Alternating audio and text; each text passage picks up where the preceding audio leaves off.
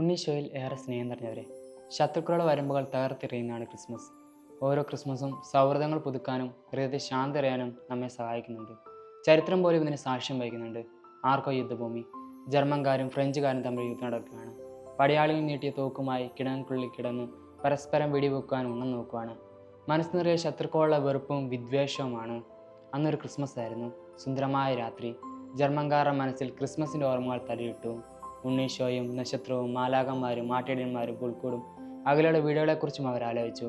പരസ്പരം മറന്ന് കിടങ്ങങ്ങളുടെ സമീപത്ത് നിന്ന ചില ചില്ലുകൾ ഒടിച്ചെടുത്ത് നാട്ടി മെഴുകുതിരികൾ കൊളുത്തി കിടങ്ങൾക്കുള്ളിൽ ക്രിസ്മസ് ട്രീ ഒരുക്കി കരോൾ ഗാനം പാടി. ഫ്രഞ്ച് പടയാളി തങ്ങളുടെ ശത്രുക്കളുടെ കിടങ്ങുകൾ മനസ്സിലാക്കാൻ കഴിഞ്ഞു.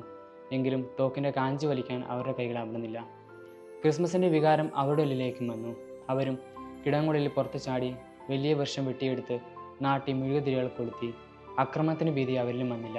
ജർമ്മൻകാരും തങ്ങളുടെ തോക്കുകൾ താഴെ വെച്ച് വെടിയുണ്ടകൾക്ക് പകരം സമാധാനത്തിൻ്റെയും സൗഹൃദത്തിൻ്റെയും സ്നേഹത്തിൻ്റെയും മധുര പലഹാരങ്ങൾ കൈമാറി. ഇരുവരും ഒരുമിച്ച് കൂടി കരോൾ ഗാനം പാടി. പടയാളികൾക്കിടയിൽ പോലും ക്രിസ്മസ് ഉണ്ടാകുന്ന സന്തോഷവും സമാധാനവും നമുക്ക് ഈ കഥയോടെ കാണാം. ക്രിസ്തുവിൻ്റെ ജനനം നമ്മളിലും വലിയ സന്തോഷമുണ്ടാക്കുന്നു. കാലചക്രത്തെ തന്നെ മാറ്റിമറിച്ചവൻ AD എന്നും BC എന്നും. അത്രമാത്രം ദൈവം നമ്മെ സ്വാധീനിച്ചു.